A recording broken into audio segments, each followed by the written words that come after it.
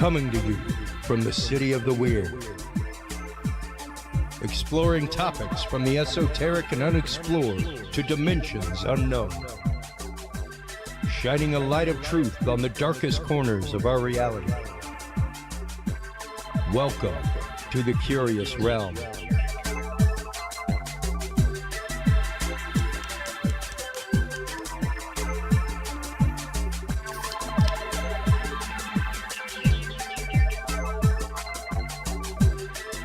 Well, good evening, everybody. Happy Tuesday night, and laissez le bon temps rouler for all of you out there in Mardi Gras land, in the motherland of Louisiana. It is Mardi Gras night, folks. Do not forget, if you're Catholic, go get your ashes tomorrow. That's really what it's all about. Not the boobies and beads of New Orleans, folks. We should do an entire Mardi Gras history episode sometime with somebody from the town of Mamou that my family is from. But anyway, welcome to the show tonight. I am very excited for our guests. This month has been kind of dedicated to one of my two of my favorite topics tonight, but we've been doing a lot of remote viewing stuff this month because we not only have a remote viewing event coming up with Symposium of the Strange, but our good friend who is our guest tonight, Carl Anthony McLelland, from Vantage Point Remote Viewing, will be here in Austin. If you are in the Austin area and interested in remote viewing, wanting to learn remote viewing, this is an amazing opportunity for you to get some one-on-one training with Carl Anthony McLelland from Vantage Point Remote Viewing. Absolutely amazing stuff. We'll be talking with him in the second part of the episode about intuition and the idea of sharpening your intuition. He is a former special forces and private security individual, and talking with him about the idea of what it means to be able to trust your gut instinct when things happen and how that relates to remote viewing. In our first segment, a topic near and dear to my heart and one of the true causes of Curious Realm, targeted individuals is our topic in the first segment. And this is the first time that we have ever done this. A couple of times we have played segments from targeted individuals who have left us messages on our experiencer line, telling us about what it's like to be a targeted individual, what they experience. And we've given them advice with our good friend, Dr. John Hall. But tonight is our first real experiencer episode with targeted individuals. Our guest is Jason Stone. He has written a few articles that you can find over on the Cooper Point Journal. What could life be like connected with an AI chatterbot? And Jason Stone is our guest. Welcome to the show, Jason. How are you doing today? Hey, Chris, I'm doing well. Thanks for inviting me on. I really appreciate it. Absolutely. I am very enthused to have you on tonight because this is, once again, a topic that is near and dear to my heart. I have helped quite a few targeted individuals with binaural beat tracks, things like that.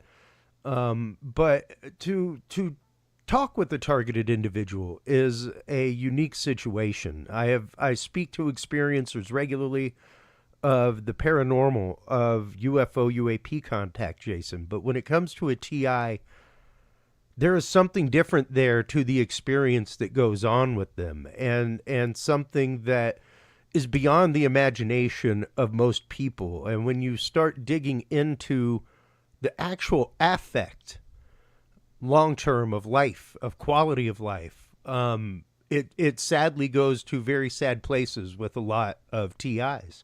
So, as I told you pre-show, I thank you for your courage, not only coming forth in the way that you've been writing articles about this technology and what it's like to be a TI, but also in coming on the show tonight. So thank you very much. I greatly appreciate it. Oh, yeah, of course, Chris. My experience being a TI, I want to share information as the best that I can. And my experience varies. Sometimes it's easier to talk than others. And then at other times, just my life is pretty unmanageable. So right now is a good time to talk about it. Well, I'm glad that you are on the mend with things because yes, it is something that for most TIs comes and goes and at unpredictable times. And for those of you who are unfamiliar with the topic, folks, really one of the easiest ways to modern day explain targeted individual is in the world of Havana syndrome and those that have been found to suffer from Havana syndrome from what we now know as the immaculate concussion, being targeted via electronic means, things like that. Also things like gang stalking, organized gang stalking, invasion, private home invasion, all kinds of things, voice to skull technologies. It is a panoply of symptomology that goes on that really affects daily life to the point of many not being able to hold a job, many not being able to keep a relationship, all kinds of things. So, when did your TI experience begin with you, Jason? How long have you been what you would consider to be a TI? I guess there's two ways to go at it. There's when I became like concretely aware that something was going on that I could not comprehend, and that was in the fall of 2018. However, prior to that, for about a year, I was going through peculiar experiences, things that I couldn't explain, like having the sensation of like experiencing an earthquake and nothing was moving, that sort of thing.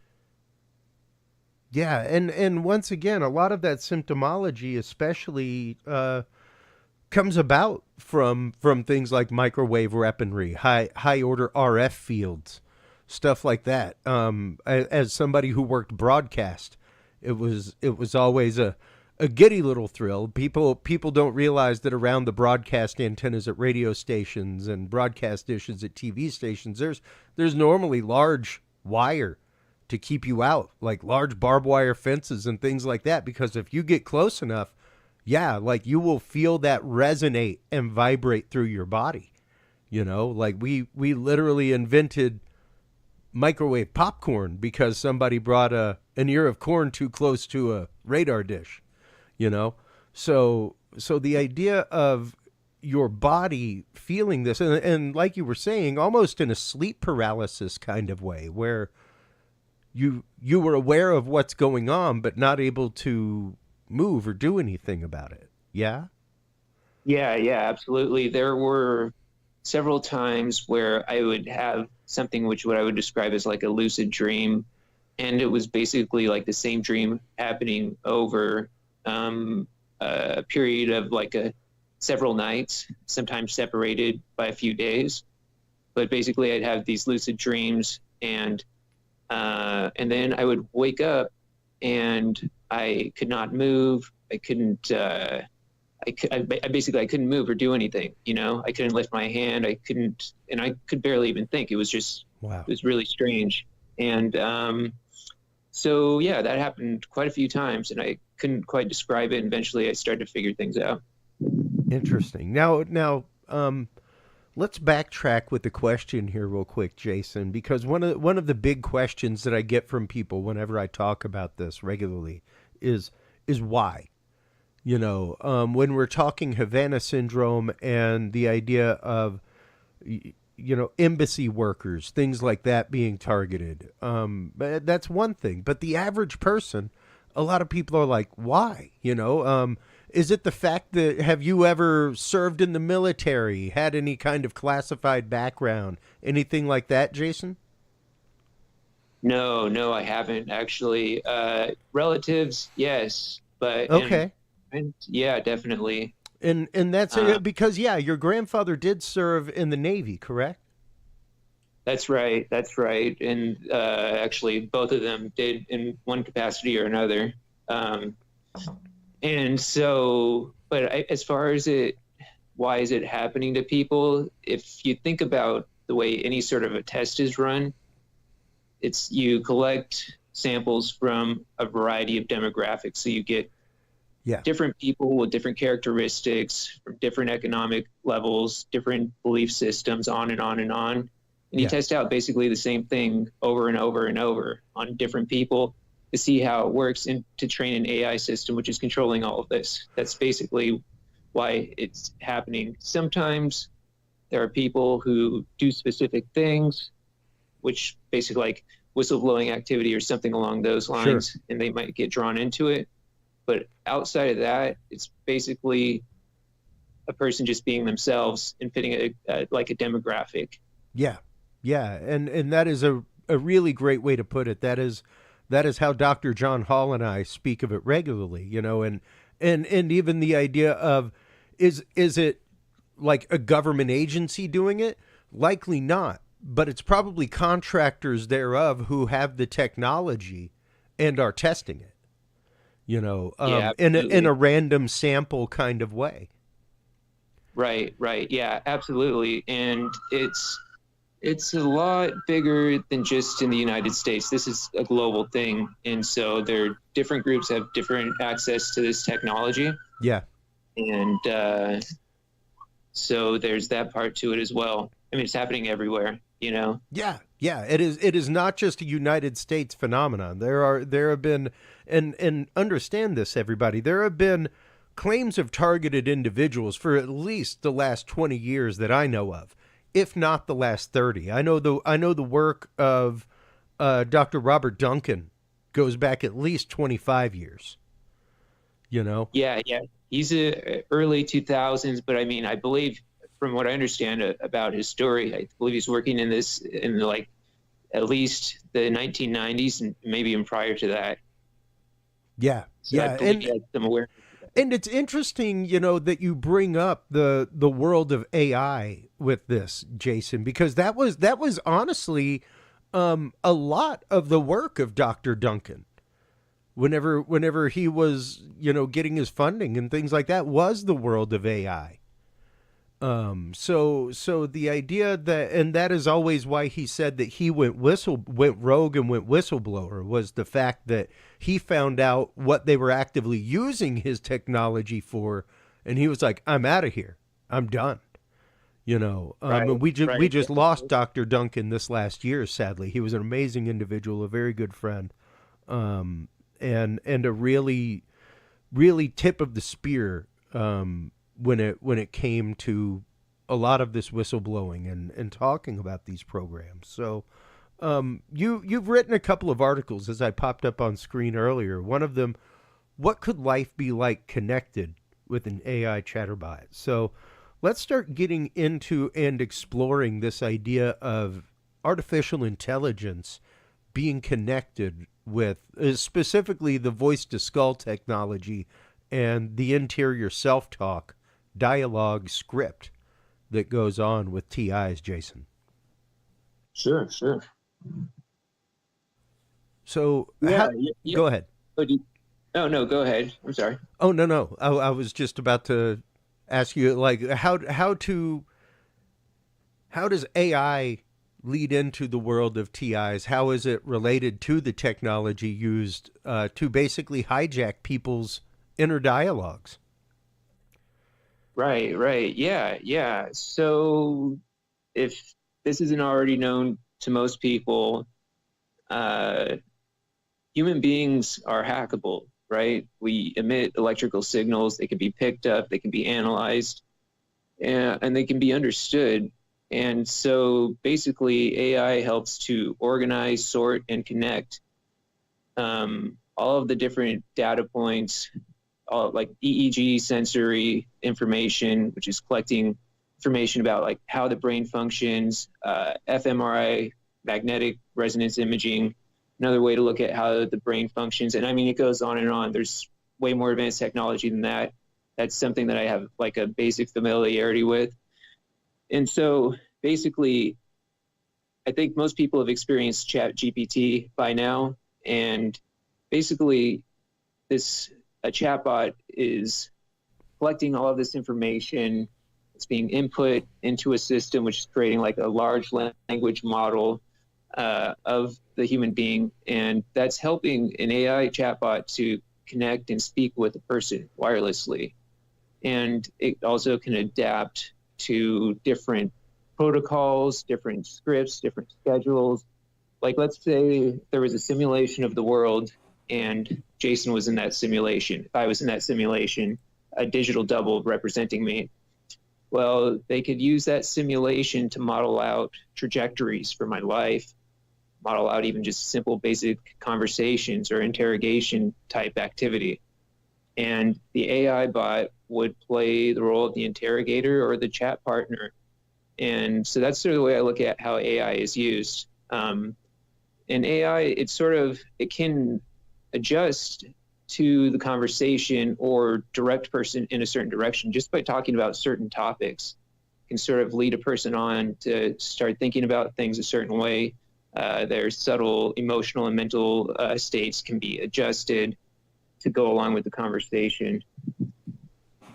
Yeah, and once again, if you're used to using a chat bot, I'm a big Chat GPT user. Things like that, you can have it right in specific tone, things like that, and it is amazing, especially whenever you start looking at AI in use for deep fake and that kind of stuff, Jason. It has gotten pretty indistinguishable over, and I would say over the last decade, because I know at least 2010, 2011 was the first time that I started seeing real AI being used in video creation, stuff like that, as well as audio creation. Things like RX coming out in the world of audio, where it was using AI to analyze background noise and cancel it out in music and in spoken word tracks, things like that. So to see where AI is leveraged to now, just in the common day, I mean, most people wouldn't realize, honestly, Jason, how much AI is involved in their daily life. Right. Yeah, absolutely. I mean, especially like social media is a prime example of that.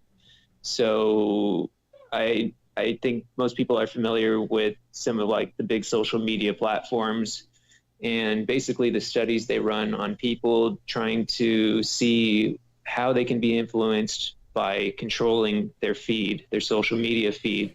Right. Yeah. And so that's just basically a basic example. Yeah, no, and a real basic example, especially to show the idea of being able to read your mind, is straight up algorithmic programming for advertisement, and the idea of just by scanning the cookies on your phone, they can actively predict how regularly you're going to look for an item or look for something of interest for you.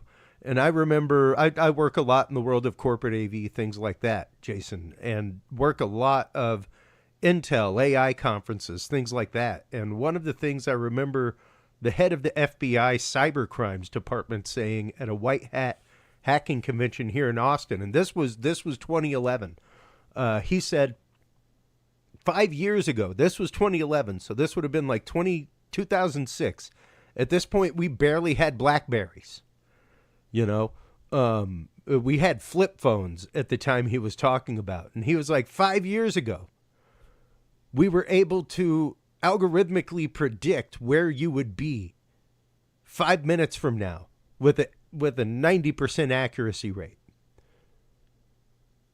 Absolutely. That's kind of disturbing to know that just from cell phone data, things like that they could algorithmically predict where you were going to be. So the idea of gang stalking, let's say, is now taken to a whole new level when you start looking at those things, when you start considering the way that cell phones ping off stuff, ping off location, ping off stores that you're going by, everything else. It would not be rocket math for somebody to be able to get your phone number, pop it into a program, and literally follow you around town on the daily.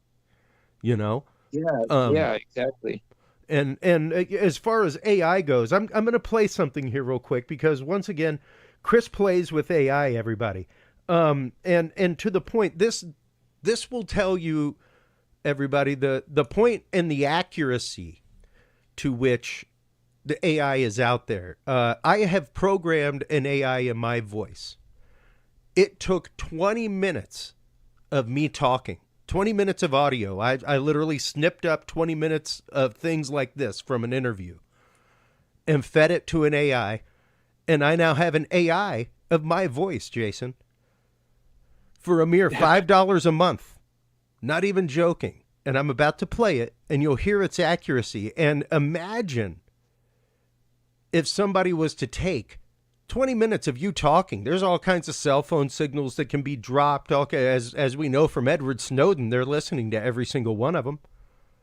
You know, we know that Zoom audio is recording every single conversation for AI, whether or not you hit record or not.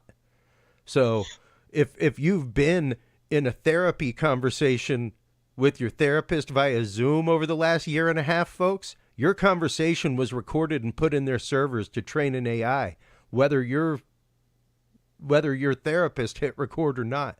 Just an FYI. But here is a quick sample of how accurate AI can be. This is me, my voice, an AI, reading a script about the holographic universe.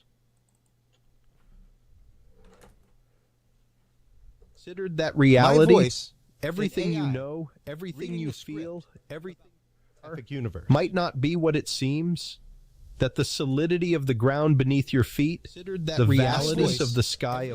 So, sorry, we're getting a little bit of doubling back there, folks, but you can hear how accurate that is to my voice. Not a hologram like the kind you see on a credit card or in a sci-fi. So the fact that with just a mere 20 minutes of my conversation, an AI can pick up the influx or the inflection of my voice, the meter of my voice, the timbre of my voice, that is pretty remarkable. And from there, it's tunable. I can make myself more excited, more sad, more somber, all kinds of things. So when you're talking voice to skull technology, when you're talking somebody using your own voice to hijack your thoughts, fully possible, Jason. Oh yeah, absolutely. And you know this, probably, I'm sure you know this, that military technology, intelligence technologies, they are probably like 20 or 30 years ahead of what's commercially available all the time, pretty much. Oh, absolutely. So what they're able to do right now is like way beyond anything we could probably imagine, honestly.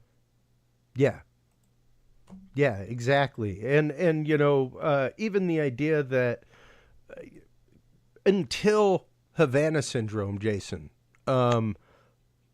we were told by our government that sonic weapons do not exist. Like, yeah, we have some sonic crowd control, things like that, you know, but sonic weaponry, like that doesn't exist. Till we started seeing articles from Popular Mechanics, like, so what is the secretive Chinese sonic weapon? You know, that was literally a weapon that could be shoulder fired, that could vibrate your brain inside your skull, you know, things like that. Yeah, absolutely. It's like, I think to me, that event, the Vantage syndrome event, kind of was a way to announce something and then to deny it at the same time, right? Yes. Like that's sort of like the route it took, like, yeah, this is mass hysteria or something along those lines. But then at the same time, there are other people saying that, well, if this were occurring, it's probably due to some sort of an exotic weaponry, right? Yeah. So, yeah, and it very much like the last UFO hearing that happened, where they're like, well, UFO retrieval programs don't exist, right? Yes, correct. Well, what about this gentleman who's receiving benefits from the federal government for being injured in a UFO crash retrieval? Right. Yeah, exactly. That's the way it goes. That's the way they play it. Generally, it seems like, yeah, you know, and sadly, you know, as we say on the show regularly with Dr. John Hall, make no mistake, folk, and feel free to look it up. There is zero law on the books that prevents the federal government from being able to experiment on the populace. Zero law. There's zero law that there is now a Havana Syndrome Protection Act. That's a plus. However, the only law that we have in existence about such things is the one, because we know it works, is the one about subliminal programming inside of movies and broadcasts.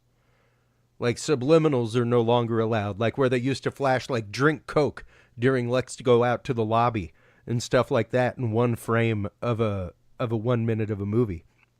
You know, that kind of stuff. And we have that law in place because we know subliminal advertising works. You know, like we know that our brains will receive these messages in this kind of way. So we have laws against it, but it's fascinating to know that there is no law that prevents the government from experimenting on the populace in a mass way. And feel free to look that up, folks. There isn't. Well, go ahead. That sort of reminds me, you know, going back to the MK Ultra days. Yep. One way that they sort of went about it was, well, if we do the experiments on ourselves, so if we do the LSD tests on ourselves or try some of these experiments on the researchers, then we know that we can do it on the people, on the test subjects, right? And there's something about being able to do research which might allow them to skirt some of the laws that would prevent some of these activities from happening. Oh, absolutely. And we already know that they're not actually really interested in following laws in any case. So, well, and that's something that, once again, we say regularly on the show is feel free to, I will wait. Like, I'll sit here and watch my imaginary watch on my wrist, everybody. But I will wait while you try to tell me the time that any alphabet agency has been called to task before the House or Senate and has told the truth the first time around. You know, there's typically some sort of deception. There's typically some sort of issue that goes on, and then they're called to task later and they have to be like, yeah, okay, you're right. We did that. And I just had up on screen a second ago the Pont Saint-Esprit poisoning that the CIA was involved in. And there were numerous cases of towns, things like that. They definitely used prisoners during the MK Ultra experiments, and all that came out during the church hearings. That there was not only there was Operation Monarch before MK Ultra. There were programs before MK Ultra. There have been programs after it. You know? Absolutely. Yeah. Yeah. I mean, Charles Manson, he is one of the prisoners that was tested in the MK Ultra experiments. Yeah, same thing with Whitey Bulger. Yep. Yeah, exactly. Like Whitey Bulger, I think, had like 25 LSD sessions in the MK Ultra documents, something like that. Like an insane number of very high intensity LSDs. It wasn't like, oh, here's like a tiny little drop. It's like, here's like 5 or 6 drops of LSD. That's a sincere trip, y'all. That taken 25, 30 times en masse like that can possibly do a little damage to your brain. And once again, to see the fact that we funded that. We funded experiments. I'm trying to remember the name. It didn't come out in the church committee. But it was the one that the movie Jacob's Ladder was based on, where they were basically working on. What's that? Oh, yeah, in the Vietnam War. Yeah. The Vietnam War. Where they were basically working on like a gaseous form of LSD to incapacitate troops. And all those guys suffered for years afterward, still suffering, you know, from after effects. And you may say like, yeah, well, you know, they were all military members. There's a lot out there. It's frightening, Jason, once you start digging into it. And it doesn't take like a shovel and spade worth of digging. It's like a light trowel scraping, like an archaeologist, to find these things. You know, they are not hidden extraordinarily deep in the history or annals of our country. You know. Yeah, no, you'll hear about these stories in the news pretty much every single day. There are major events that happen quite regularly, and if you sort of dig into it a little bit, you'll see these patterns or these traits where people are having pretty peculiar experiences. They're basically TIs. They aren't aware of it, so they act out in certain ways that end up doing a lot of harm to themselves and people around them, which is sort of that CIA memo about having people act in ways which are not to, what is it? The aim is controlling an individual to the point where he will do our bidding against his will and even against such fundamental laws of nature as self-preservation. That's right. Absolutely. That's right. And it's interesting because Sirhan is a prime example of that idea where he remembers a woman in a polka dot dress, and after that being slammed to the ground with a gun in his hand. He does not remember the actual shooting of Robert Kennedy. He remembers none of that. And when Bobby's son went and talked to him in prison, he came out and was like, I believe Sirhan. Like I believe his story full on. And it's interesting to see those things. And let's start getting into your symptomology, Jason, and how you came to find out about being a targeted individual. What was it that first kind of cued you to the fact that something was amiss in your daily life? Yeah, it was like I had a regular job, and I was going to an office, pretty much every single weekday. And it was pretty loud outside of my office. Okay. There was like two parts to the building, and there was like this construction or workshop area, and then an office space. And then from the office space, I was like hearing these conversations coming through the air vents in my office. And at first I didn't really notice it. I just thought, well, I'm just hearing the guys talking about whatever they talk about every single day. Then like something changed, and the conversations started to like slowly get more oriented towards information about myself, or information about things that like I had only thought about but had never spoken. And that really disturbed me, right? Yeah.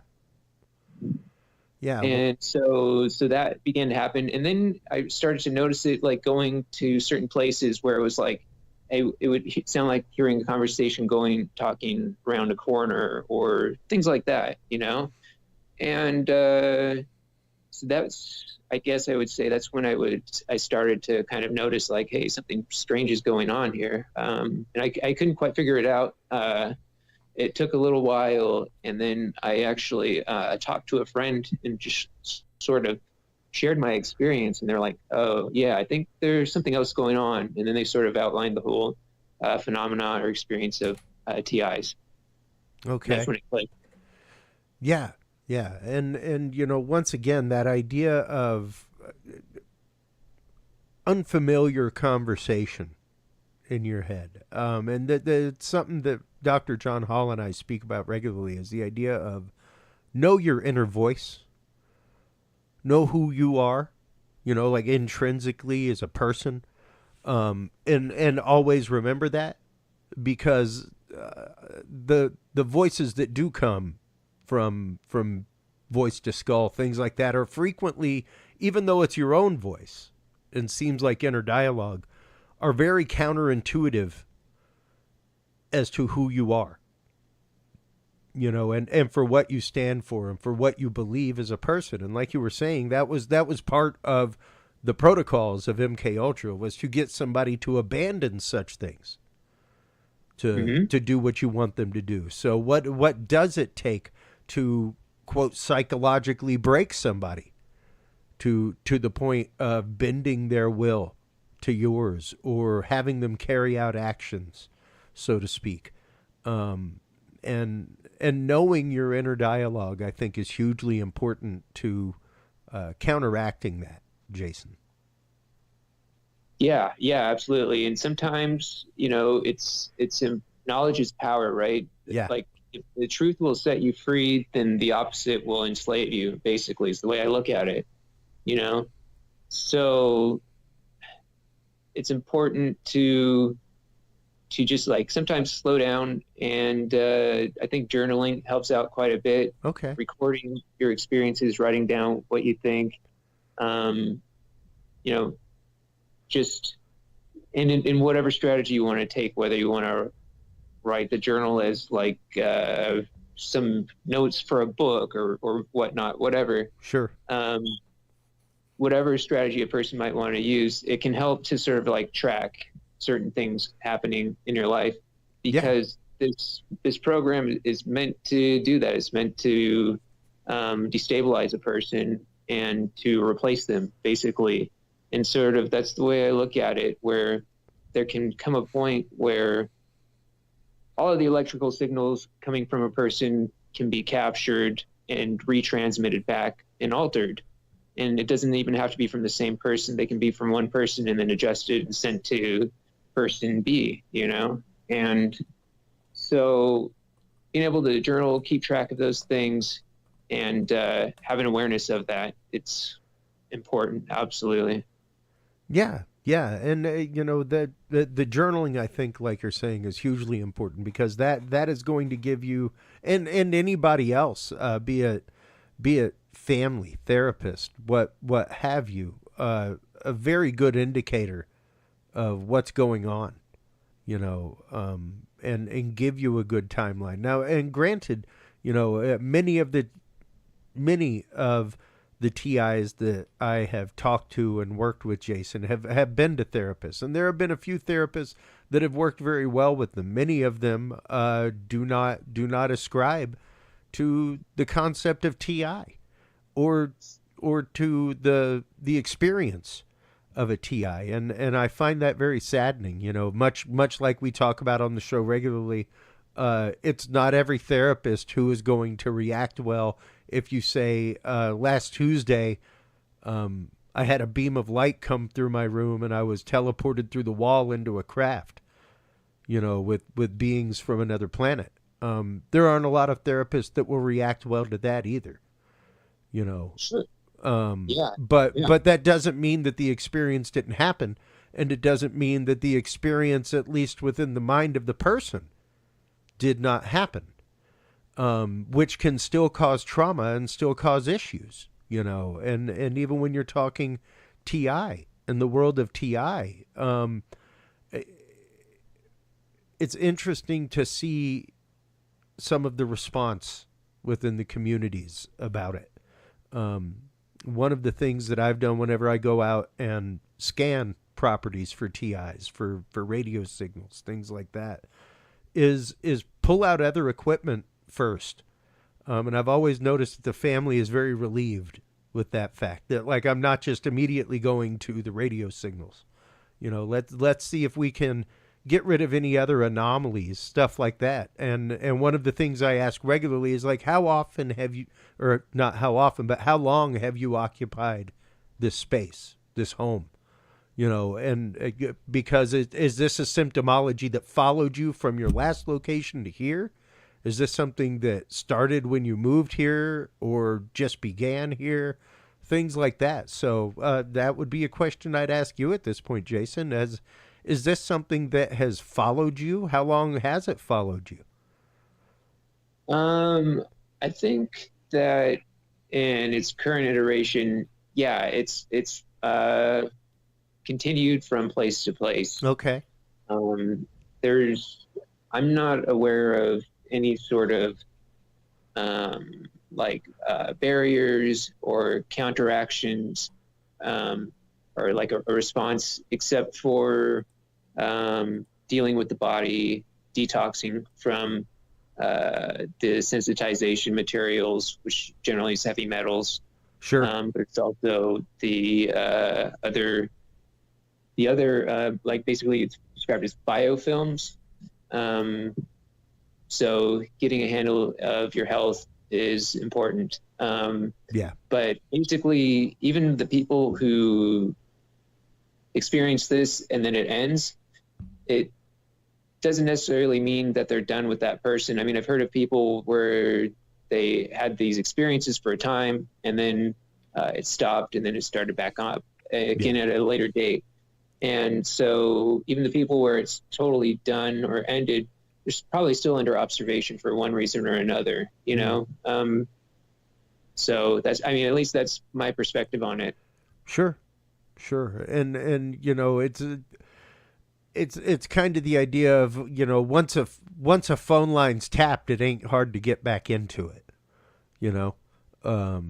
It's same thing with a computer. Like once you've busted through that security wall, it's not going to be hard for you to get back in or for you to leave a back door on your way out, you know. So the idea of it ever, quote, being over all the way is hard to imagine, Jason. And at the same time, understanding that there may be an alleviation of the symptomology for a while, sometimes even permanently, from what I know, for a few people, that it's been years and years since they've been away from it, or since they've had an incident of it, and numerous people that I know that whenever they go out to like no cell phone country, you know, to go deep woods camping, things like that, where they get no cell phone signal, that kind of stuff, that symptomology is alleviated for them in a large way. And there is definitely a crowd of people out there that are very EM sensitive when it comes to electricity, electromagnetic fields, things like that. So the fact of somebody possibly having an allergy to an electromagnetic field or an RF frequency range, something like that, is not beyond comprehension, at least in my mind. So, Sure. Now, when it comes to your symptomology, Jason, and do you find that there are certain times when things are worse than others, or is it fairly commonplace all the time, like tinnitus, where it's just kind of always in the background and you have to silence it out? How does that work for you? I would say that my experience is something of like patterns which change slowly over time. And so I might have like a certain set of experiences where I, you know, have sensitivity to hearing, sensitivity to the cold, things along of that nature. And that'll last for a while, and then it'll change into something else. And maybe it's like difficulty seeing or something along those lines. And that's how I would describe it at times. But then it can change quickly, and I don't really have a way to determine why that happens. I think that it's just basically trying to build up a sort of like a false sense of safety, basically, and then sort of disrupting the personality or the ability of a person to function. Okay. And in what way does it disrupt your function? Is it like you were saying before, where is it always the fact that you feel the tremble through your body that you can't control? How does it interrupt daily? It could be like having a sense of like exhaustion, or having a difficulty to focus. Those are two ways that I notice it specifically. Other times it's sort of difficult because to tell like, okay, what's exactly going on? Is it because I haven't eaten today, or if I haven't gotten a good meal in, Sure. or, you know, is this why I'm feeling the way I am? And sometimes that's often the reason, or maybe I'm not taking my vitamins or something just like off the wall like that. But I think that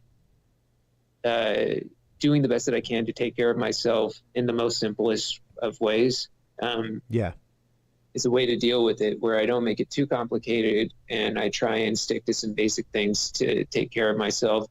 That seems to help out. But I also know, just from understanding about other people's experiences, that it's not that way for everybody, and get worse, and I mean, it can get easier too. Yeah. And so, yeah. Yeah. And, especially that idea of self-care. That is hugely important. That's something that we were talking about that pre-show, and Dr. John Hall and I talk about that regularly, especially whenever we are confronted with TIs and how to help them. Is the importance of self-care and doing things that you enjoy, and the more you can break that cycle of negativity and negative self-talk, those are things that just kind of amplify the signal of the technology, so to speak. It really is. It's one of the ways that, as we were talking about earlier, that they're finding like that typology to target. And if you've already got somebody who is living in their head that kind of way, with their inner voice all the time screaming at them, telling them bad things like that, it's not going to be hard to give it that extra nudge, to go other places, Jason. And that's the horrible fact of it. So, yeah, the more you can be active, the more you can spend time with family, the more you can play guitar if you play guitar, what have you. Those things tend to help mitigate quite a bit. If anything, taking your mind off the fact. And the more you do that, the more it can help. So even the fact of I have, once again, made numerous binaural beat tracks for people. And I'll make sure to share a copy of my album with you, Jason. But that's something that specifically, as Dr. John Hall says, with bone conducting headphones, so that it's not hijacked by other things, or the wires being used as antenna, something like that. So he is a big proponent of the bone conducting headphones for that kind of stuff. And I tend to agree with him on that. Yeah, I think that's a good idea. Something that I would consider is using non-wireless but wired bone conducting headphones. And then if you have like a CD player or MP3 player, not having it plugged into the wall while you're operating it, because it can be a problem. Yeah. And, there's all kinds of stuff out there now, like grounding blankets, for instance. Great, fantastic idea. It's basically like sleeping under a Faraday cage, so that can definitely help with some stuff. So there's some fantastic things out there now to help mitigate RF in the home. Because otherwise, and this is what I've had to tell a lot of family members who've asked me about jamming systems and things like that, is there's sadly, Jason, a lot out there when it comes to these things that are sadly snake oil, and even one schematic that somebody sent me that was like, I saw this on somebody's website and I'm thinking about making it to put in my son's room. And I'm like, good God, that is like a massively high voltage Tesla coil. Why would you put that in your child's room? Like, yeah, you have to be careful. It was like, that is some high order RF field that you're looking at putting there to like block the other RF field. But those are huge, massive capacitors that you're talking about that could like kill your kid if they touch them. Yeah, so you have to be careful what you try to use to mitigate. The help can't be worse than the harm. Well, and that's just it. And sadly, there's numerous people out there that will gladly take advantage of those that are looking for help for such a thing, to the tunes of commas and zeros, and I always hate seeing that. I always hate hearing that, because much like any experience or community, these are real things that happen to people, and it can lead to bad places in life when you do such things, and things don't help, So with that in mind, we've got you for about another 9-10 minutes, Jason. What has worked for you as far as mitigating these things in your life? How do you suggest other TIs go about returning some sort of ground and normalcy to their life? Yeah, I would something to keep in mind is that what you're experiencing is happening to other people. It's also happening to other people and they're not aware of it. It's not expressed in the same ways. So I just try to treat myself and treat other people with kindness and to take care of myself and take care of my health the best that I can. And the things that you mentioned earlier, like the blankets, that I think like the RF blankets, those can help out. Some of these signals, from what I understand, they're of a type where it's not easily blocked. And you might know a little bit more about that than me, but that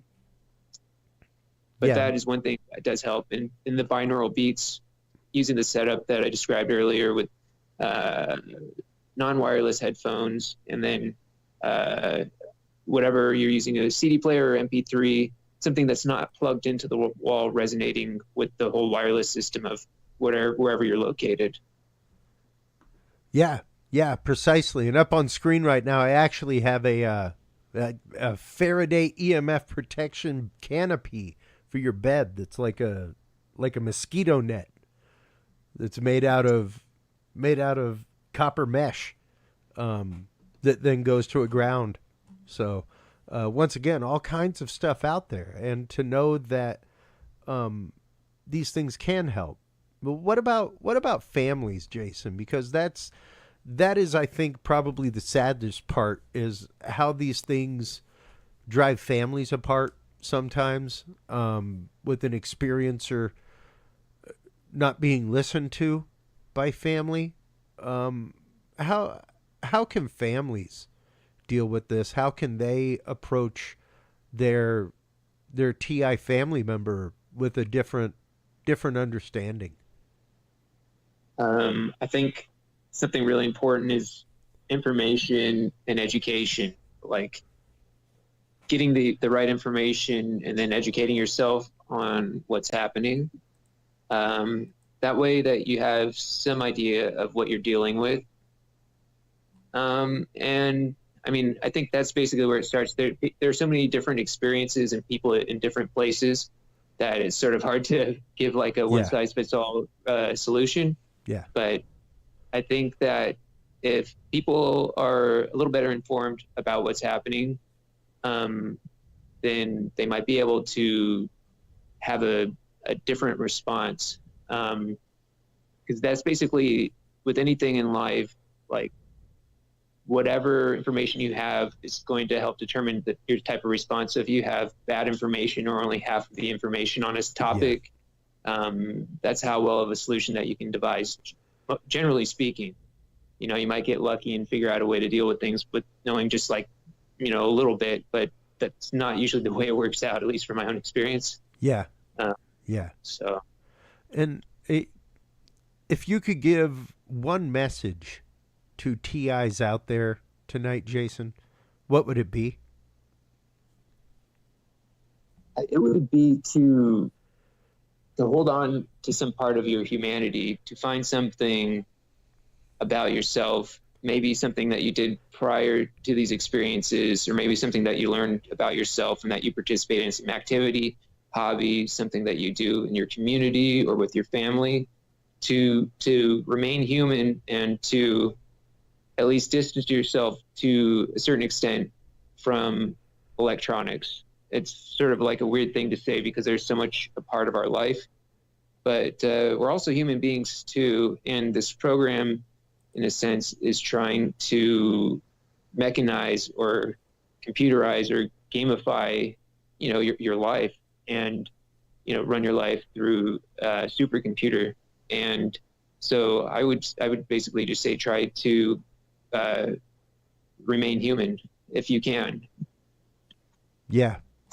Yeah, absolutely. Keeping once again, keeping that proper sense of humanity in your mind, and keeping a good control of who you are. You know, that grounding sense of, this is who I am, this is what I believe.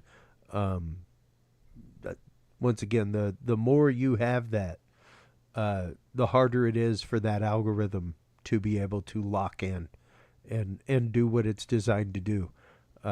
Thank you so much for your time tonight, Jason. It has been more than revealing talking with you. Thank you so much for your courage, not only coming on the show, but on the daily to face this, because it's not easy. It's not easy, especially to let the world know that it's happening and that it's out there. So thank you for that. I greatly appreciate it. Where can everybody go to follow your work? Because you're out there, once again, on a few shows like this talking about things, but you're also out there writing about this. Where can people go to follow your writing, everything else, Jason? So right now I don't have a huge online presence, but I'm working on a book that I'm going to put out in the fall of this year. Great. It's called Theater of Shadows, and it's basically like a meta-analysis of TI experiences. So this is like a collection or a case study of the different types of experiences to try and create a picture or idea of what's happening. And that'll be out in the fall. Fantastic. Well, we definitely want to have you back on whenever that comes out, not only to help get word out and to help promote it, but to really dig into those cases and similarities between them, things like that. So thank you so much for your time tonight, Jason. Greatly appreciate it. Hey, thanks, Chris. I appreciate you having me on. Absolutely. Take care, and we will be in touch with links, all that kind of good stuff very soon. All right. Thanks, Chris. All right. Take care. Man, such a revealing conversation. Thank you so much, Jason, for coming on. And once again, thank you for your strength with dealing with this. And I say that to any experiencer out there, because it's not easy. It's not easy even to come to terms in your own mind that something is happening to you or has happened to you, much less letting the world know that something has happened. It can be, as the term goes, that point of shock, the ontologic shock that just changes the way that your entire world operates and the way that you operate in it. So thank you so much, Jason, for tonight, for your time tonight again, and God bless all of you TIs out there. Thank you so much for tuning in tonight. We'll be coming back right after this quick commercial break. We will be joined by our good friend Carl Anthony McLelland of Vantage Point Remote Viewing. We will be talking about the world of remote viewing, as well as the idea of intuition and where intuition comes from, what that's all about, and how to sharpen your intuition and what that has to do with remote viewing. So we will be getting into that with our good friend Carl Anthony McLelland right after this.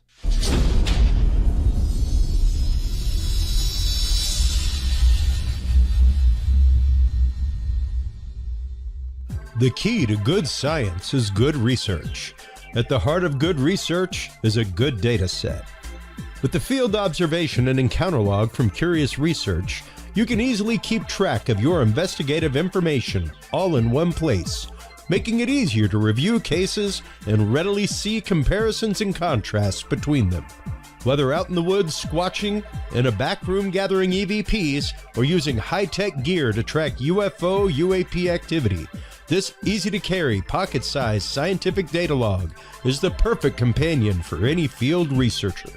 You can find your copy of the Curious Research Field Observation and Encounter Log at Amazon.com or visit the official Curious Realm store at curiousrealm.com/store to reserve your copy for yourself, your family, or a mind that you want to open. That website again is curiousrealm.com/store.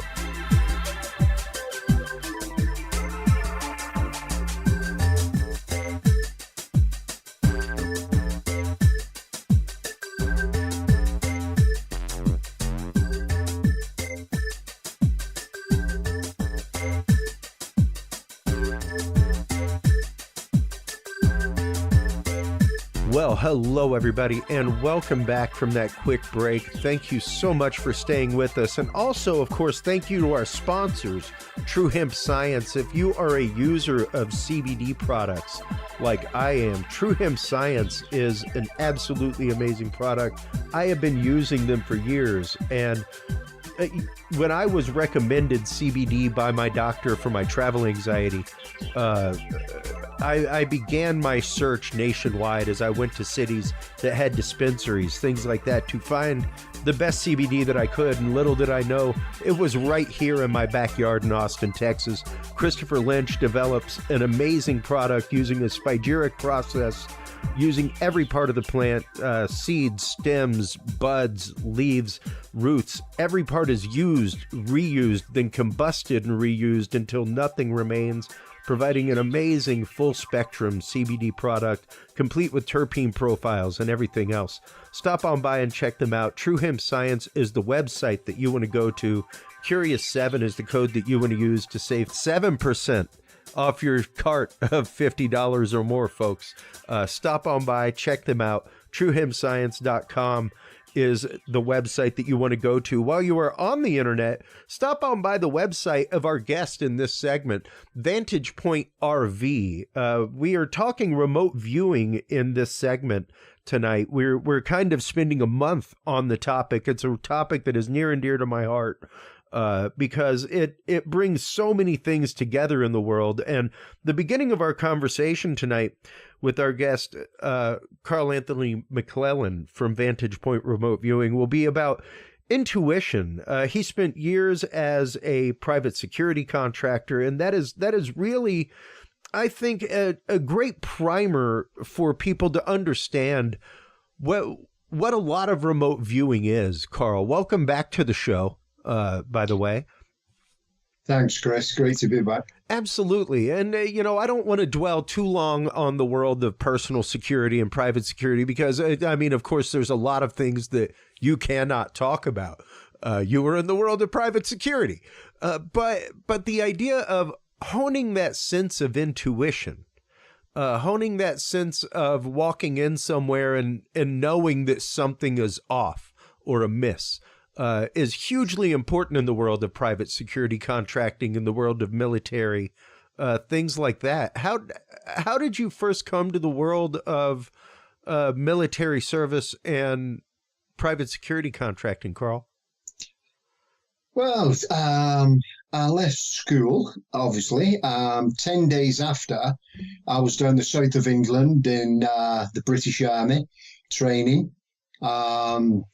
Did a few years in the military, left. But of course, when you're serving different countries and meeting different regiments and different military from abroad, American, different European militaries, you get friends, you get contacts. And when I came out, you sort of get in a network and then, there's a job going here. Would you fancy it? And it sort of stems from there. Sure. Going on the point of any foresight or sixth sense, it really is a gut feeling. You sort of feel the situation. It's like they say, read the room, read the layout, and you just get sort of owned on a skill set basis of maybe what's going on, something not looking right. It's like a cop's intuition. I remember my father used to tell me, who was a police officer in England, you do get a sixth sense that something's not looking right. It's a very hot day and this guy's walking around with a big, long, thick jacket on. Why is this? The car's passed 3 times circling round, that sort of thing.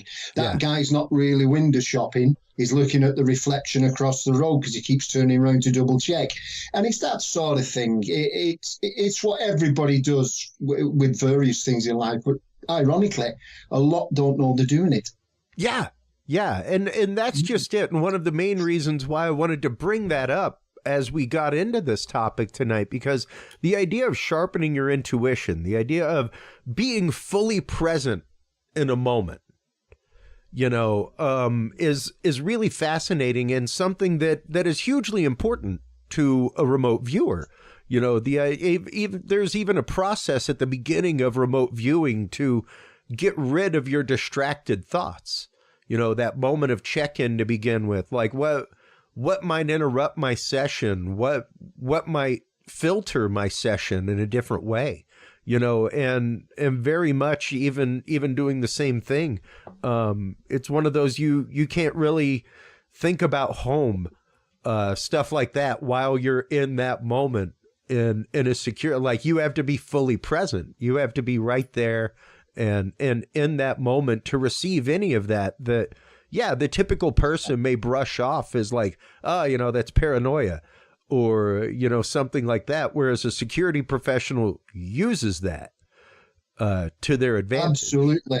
It's funny you should say paranoia, because I always have a thing where I'll say I have a healthy paranoia, where I will have this slight paranoia where I will take a closer look at things. And as you say, with remote viewing, it's exactly the same.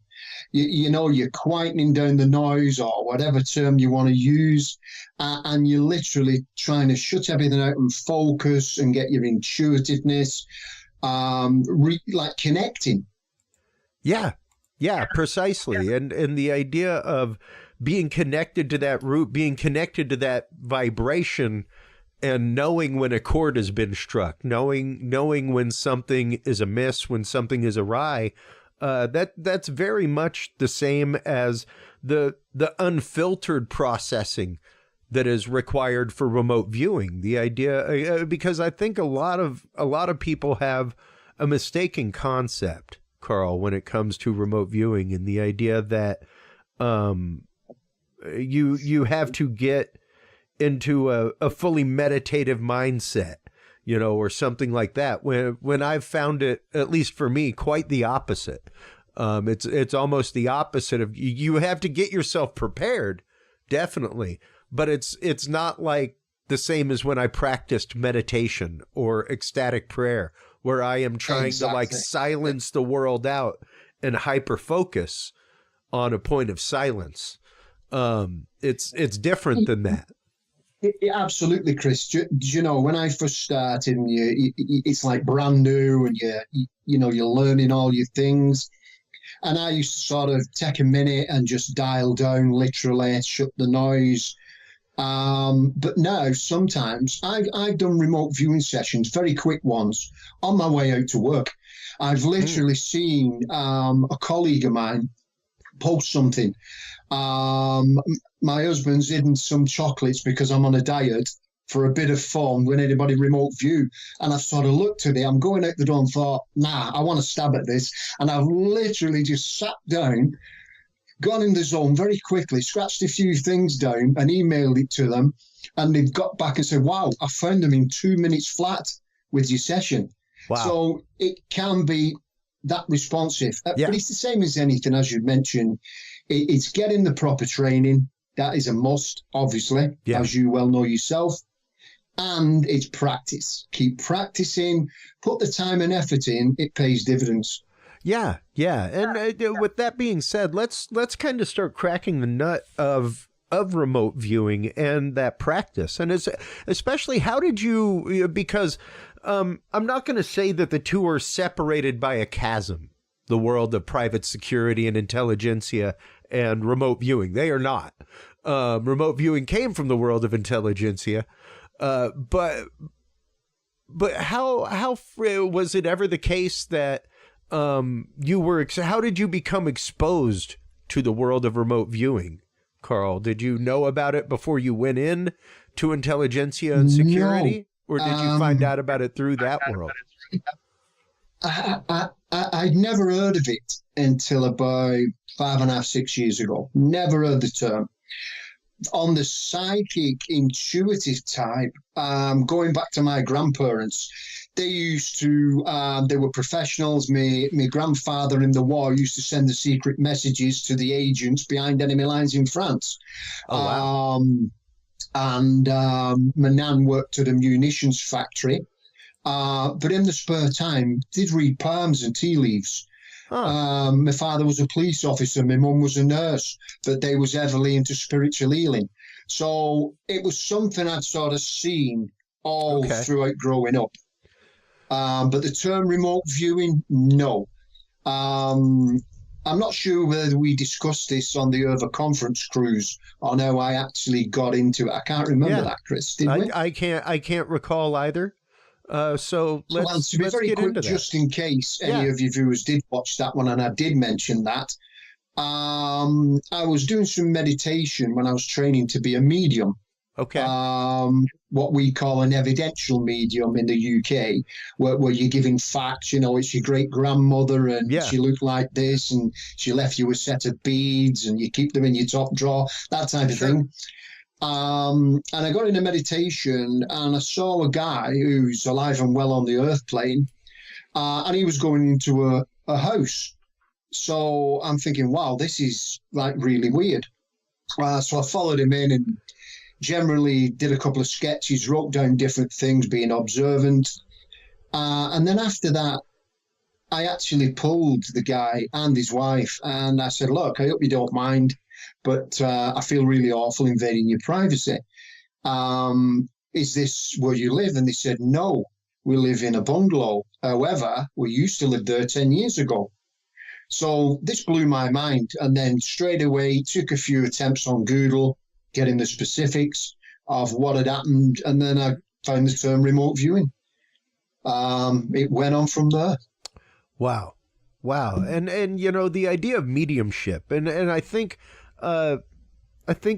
there's definitely a line of difference between mediumship, clairvoyance, and remote viewing, at least the discipline of remote viewing. Now, granted, and hilariously, Carl, and I'm not going to say hilariously, more sadly, when I posted that I was part of Games last week, the same time that I put the ad out for your upcoming event here in Austin, shameless plug moment. There was quite a recoil from the religious right, let's just say, that belong in my group, and quite a few people went down a lot of dark roads, Christianity-wise, when it comes to remote viewing, and I was like, whoa, hold on. This is different, you know, and nobody is going like practicing, spiritualism here. Nobody is going down those roads. Nobody is talking necromancy or anything like that, or I would even say any kind of sorcery was brought up. And I understand that, you know, but once again, it's not like you are necessarily astral projecting in that kind of way, is what I would say. And all of these things are definitely related to the world of remote viewing. Don't get me wrong, from astral projection to mediumship to clairvoyance, they all are touchstones within the world of remote viewing. However, I akin remote viewing much more to the fact of your radio in your car picks up all kinds of frequencies. However, it's locked into specific frequencies, you know? You can't really sideband a lot of things on there, but if you had an analog radio, you could get in between all kinds of frequencies and find things. And hey, on a good stormy night in Houston, one of my favorite things was my old analog AM radio from the 70s, because I could actively pick up AM radio from Dallas on a good stormy night when the ionosphere was right, you know? So that's what I akin remote viewing to. The fact of we are always receiving these frequencies. We're always receiving these things. The question is whether or not we are processing them in that kind of way. Absolutely. I mean, first of all, in the processing them in that kind of way, there's a saying what I totally agree with, whether it's mediumship or remote viewing or anything else of the intuitive skills. And it's saying the information is never wrong what you receive. It's how we interpret the information. Yeah. And this is where we go wrong as remote viewers or whatever else. And actually, it's just brought me to a point of looking back on the Over cruise last year, what we was on. Yeah. The funny comment you had me in stitches with on the Over cruise last October, where you say, y'all mind hanging back, you're jamming my frequencies. Yeah. Obviously a brilliant classic line. And it's so true, because I liken it to that. And the way we're teaching it with Vantage Point is, do you know what? Tune in like an old radio, and then get what you need to get with your impressions and your data and everything else. And then don't be frightened of running across a little bit and tune into another and get more information. And it's just dialing in to different intuitive things. Because at the end of the day, for my point of view, is it doesn't matter what you do, use every intuitive skill you have in your toolbox. Yeah. And at the end of the day, you're going to collate a lot more information that way. So it definitely is a type of dialing in, Chris. Well, and especially when it comes to remote viewing, there is, we had a great conversation last time we had you on regarding the fact that it's very personal. The art of remote viewing and the science of remote viewing. It's the fact that even though I'm trained in controlled remote viewing, from Lim Buchanan, things like that, there are a lot of the protocols that I have to go through at the beginning of a session that are very, very trip up for me, and kind of, I think, at least not necessarily create a barrier, but almost a speed bump to me getting to the process, you know? It can be. I mean, every methodology in remote viewing, from, control remote viewing to ours, which is like a type of free form or free flow, they're all good and they all work. What I decided to try with Vantage Point was the fact that we all learn differently. Regardless of intelligence or education, we all sort of pick up things in a different and unique manner. So one or two people in a class maybe, they like it that way and it's strict protocol and it's set 6 stages. And others, because we're all unique, may want it put in a different way. So what Vantage Point offers is, if you like, it's a buffet of intuitive tools for you to actually try them all, select the ones what work best for you, and you make it bespoke to you, your character, the way you really feel comfortable and natural doing it. And I'm a firm believer, if you can teach anyone a way that is fitting to them personally, or they maybe get to choose, right, then they will be better at it. It's like you and I going on the buffet breakfast on the ship, as we did, and having bacon every morning. Maybe we want sausage, maybe we want a cereal, bit of salad, and then I like this, I don't like that. And that's what it is, and that's why it's unique in that way, that this protocols, setting your sheet up, and it's done professionally, of course. But the tools we offer, and to say, look, give this a try, then give this a try, then do it this way, it is a way that the student's going to turn around and think, maybe 3 or 4 like this way, and maybe another 2 like that way. But as long as we all get the same results at the end, mission accomplished. Yeah. Yeah, and that's just it. It really does come down to the point of the data that's being processed at the end of a session. Exactly. And if it took you partially using ARV during part of your session to do that, okay, that's fine. And it's interesting that you do really conglomerate all of these styles together with the way that you're teaching things, Carl. Yeah, I mean, and it does work really well, because it's like, for instance, when I started off remote viewing, a lot of my things come in metaphorically. And I'll give you an example. Please.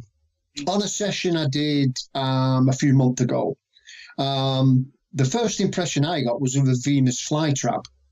So I sketched it down, sort of biological. It looked like a Venus flytrap. But all as I was sensing there was death. Now that's one of my symbols for death.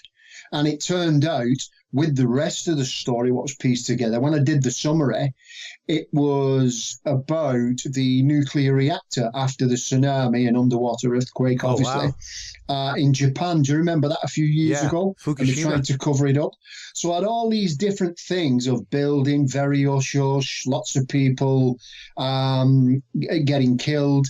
But the initial one, which was likened to a Venus flytrap, had nothing to do with it if it was under very strict protocols. It would be AOL'd, analytical overlay.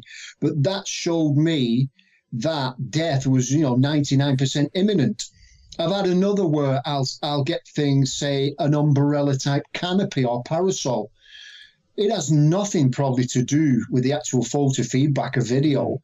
But for me, it shows every time it's protection. There's something being protected. So there is different ways, shapes and forms it can come in.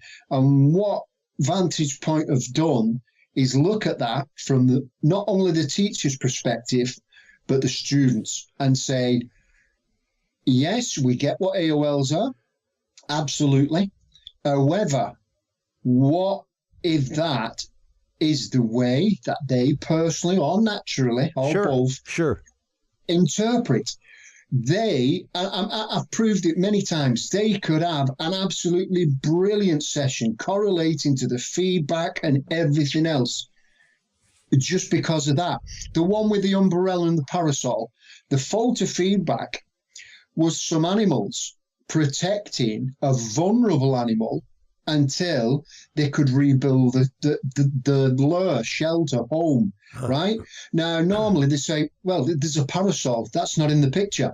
But it was my way of saying it's protection, like you protect a kid. You throw your arms around it, and you make sure it comes to no harm. And that's what the animals were doing with like the queen, if you like, the leader of the pack. So that got me onto the rest of the story where it was showing vulnerability, protection, and everything else. Yep. So we personally don't just write them off. Look at our student may interpret the data coming through. And I find sometimes it's overlooked. It's not for everybody, but the way we do it gives everybody a set of tools.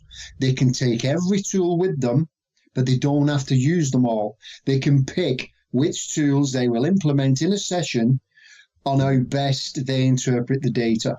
Well, and let's explore the idea of an analytic overlay real quick, Carl, because some of the audience may not be too familiar with the world of remote viewing. They may be familiar with the concept, but that's a pretty deep concept in the world of remote viewing. The idea that that you're basically looking at something through a pre-existing filter or through a filter of some sort. So let's explore that idea and how it's typically seen by remote viewing and how you and the way that you train things treat it a little bit differently. Yeah, well, as you know yourself, Chris, with being a remote viewer, an analytical overlay, AOL, is when your left brain kicks in and it names it. It's jumping about. That's what your brain does. It's like a computer, and it's going, oh, hang on. Oh, it's an apple. Yeah. And you've named it. It's a noun, end of. And then, of course, you declare it and you move on, right? Yeah. But there's a lot more to it, as you well know. Well, what Vantage Point saying the training to make it simple, because so many people get confused with AOLs and what they are. And we say, look, if you name it, naming it equals noun equals AOL. If it repeats, then give it consideration. Bring it in, ask a few questions, go from there. Okay. Because it's a concept. What I know many students have found, I wouldn't say frightening, but off-putting. Oh, it's an AOL and my brain's jumped in and named it. And absolutely, you don't want to be saying circle for a circular shape. You want to be saying curved or arched or arced or something like that. Yeah. And it's just fine-tuning. But I do believe simplicity in anything is key, not overwhelming.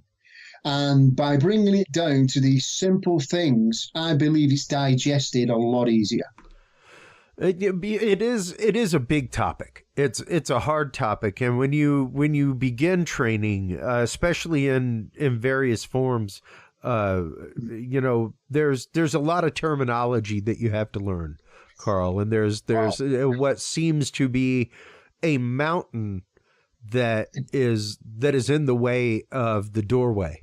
I know a lot of people. I have tried no less than 3 times in life to at least begin some kind of remote viewing journey, whether it was watching a video online, what have you. And it was the kindness of Lynn Buchanan and him granting me access to his program and me watching them, and his very, very good patient breaking down in very small snippets what these concepts are and what a gestalt is. Things like that, and how to begin a session, But there's a lot that I think can once again discourage the average person from taking a remote viewing course. At least as far as traditional training and overwhelming to newbies, absolutely. And there's some good courses. What I've done is perceive it from being brand new, sitting down and saying, right, I don't even know what remote viewing is. I want to take this course. I know it's going to come across to me. Now, I'm a pretty intelligent lad. I'm no Einstein, but, I do grasp things. And I've had an education, but I don't think it's actually down to that. And this is the point I'm making. It's against, without sounding repetitive, how we perceive things. If I look and it's a load of technical jargon and it's sheet after sheet, I'll admit I'll probably fall asleep. Honestly, it will just bore the crap out of me. And I'm just being honest. Yeah. And it's not that it's wrong. It's just the way I'm interpreting it, right? But if it's done maybe with a bit of fun, right, or of a serious nature, and the slides or the sheets or whatever you want to call them, have a bit of colour in them and a few pictures and stuff like that, and it's brought down to its bare simplicity, then I'll pique my interest. And then for me, I'll get more out of it. And I'll do better at it, rather than sort of, that type of thing. And I'm not saying that's how everyone's going to feel, of course. No. I'm not putting in any methodology down, but simply that by bringing it to its simplest form, will come across quicker, be absorbed in here quicker, and give and reinstate more enthusiasm with the student on a willingness to learn and better the self at it. Yeah. And we've proved that with this. Well, and, let's hop back in the conversation real quick to the point of intuition, especially when it comes to teaching that and really teaching the idea of being tied into that moment and trusting that. Because I think so many people, period, in the world, mistrust themselves. Horribly to their own demise frequently. They do not trust their own decision making, much less their own guttural instinct. Like you're saying, there's a lot of accept what comes through when it comes to remote viewing. You're spot on, Chris, because second guessing and overthinking is your nemesis. Yeah. With remote viewing. Just open up, put down what you're getting. Don't try to think about it, because your left brain's kicking in then and all hell breaks loose. And I've done it myself a few times when I started off, especially. You'll think of something. There's a great example given in remote viewing about your left brain kicking in and running away on a tangent. And you maybe sketch a rectangular type shape, and then you see there's liquid in it, and your brain will kick in and say something like swimming pool. And next thing you know, you're sketching little parasols and tables and chairs and people jumping in a pool, and everything's great. And it turns out it's a sewage plant. Now, you add it there on a plate. You had something what resembled a type of swimming pool. So had you not jumped in and named it, and this is obviously why we declare the AOL, and just trust what you were getting, then maybe, not always, you would have got, I'll dig deeper, foul smell, stench, toxic, chemicals. Yeah. This sort of thing. Hang on, do a few movement commands, obviously, as you know, very important.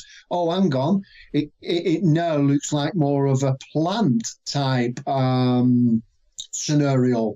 With all these chemicals, there's a lot of pipes. I'm moving across the other side, seeing a lot of this and different things, and how we open up from it. Well, and even the fact of, like you were saying, you have very distinct things that pop up when a topic is happening, like when death is involved. You said like things like Venus flytrap pop up for you, things like that. So there is something to be said about not getting too in your head about an analytic overlay. Because otherwise, hey, you could go down all kinds of trails with Venus flytraps. But if you have had that imagery pop up in a session enough and understand that typically when you see this, the data brings you to the point of death in some way, shape, or form, then you don't have to get caught up in that analytic overlay of seeing, what does the Venus flytrap mean or anything like that. You can move forward. Exactly. That point. When I got that, and I obviously thought, right, biological, living thing. What does it resembles something like? At first, when I sketched it, I didn't know whether it was an old tackle what had fell on the floor and got dog ears on it, or it resembled a Venus flytrap. But then I questioned, what are you showing me? Why am I seeing this? And then I was seeing the Venus flytrap, and there was an insect inside. That's what happens. And straight away, it's obvious death. Very few escape it. So I just made a note. Death seems imminent. And then as I progressed with that particular session, other things came up. And then I would put many people. And then, of course, a story starts to develop, doesn't it? And then thrown in with the questions, which we must always ask, many of them, and the movement commands, you start to unfold your session, and it does start to piece together. And then with Vantage Point, we go on to another 2 different stages here, where we really do deep dives, and then it brings everything you need up, and then of course the all-important summary at the end. And let's start getting into the idea of the summary. Because I think that is a huge part of the equation, of course. I mean, that's where you bring data together. But how do you coalesce together a good summary? Because of course, as a beginning remote viewer, which I am still very beginning, I've had maybe 4 or 5 sessions of remote viewing, Carl. I consider the fact that I still have a lot of broken data. I still haven't fully learned to dig deep into something or feel deep into something, like Brown. Something like that. It's still hard for me to dig deeper into that gestalt sometimes. So I end up with some broken data. And it can be hard for me to write to be fair, a good summary for a case or for a viewing session. Right. Well, you'll do your separate sessions. Then it all goes on to a master sketch with Vantage Point. Now, on this master sketch, you've consolidated all your impressions, all your descriptors. From there, now a lot of the time I do this, I'll stand up and I'll actually think it or talk out loud. And I'm saying to myself and asking questions, well, are you first? Did you come after? Where is this? And it starts to really piece together where you're sort of moving, literally in your mind, moving pieces across the board. And then it all starts to fit. Then you ask more questions and throw in all your movement commands. You've really got to be the detective, the investigator, the psychic spy, not just the remote viewer. When you've done all this, then you've got questions, you've got answers, and you can compile it in the order it should be in, and then you open up for your summary, you get your feelings, you look at the data you've got, and then you type up, which is one of the most underestimated things in remote viewing, in my opinion, the summary, and so important. And I will sometimes do at least several paragraphs, and I start off with, right, straight from the start of the session, I was experiencing, like a lot do. And then what you do is you type in that up, which obviously, as you know, can go to your monitor, your tasker, your manager, the client, very important, paying client. And you want this in layman's terms and, of course, professional. And then you don't remember everything. So as I'm typing, I'll look over at the sheets. And then and you type in again, and then boom, you've got a really good session giving all your accounts of what you found, what you interpreted, how it made you feel, where you felt it was or what it was, and so forth. And it really, really, really does start to unravel. Well, and, once again, there are a few things that I think act as hurdles for people to want to get into remote view. One of them for me, quite honestly, Carl, is my 7-year-old draws better than me.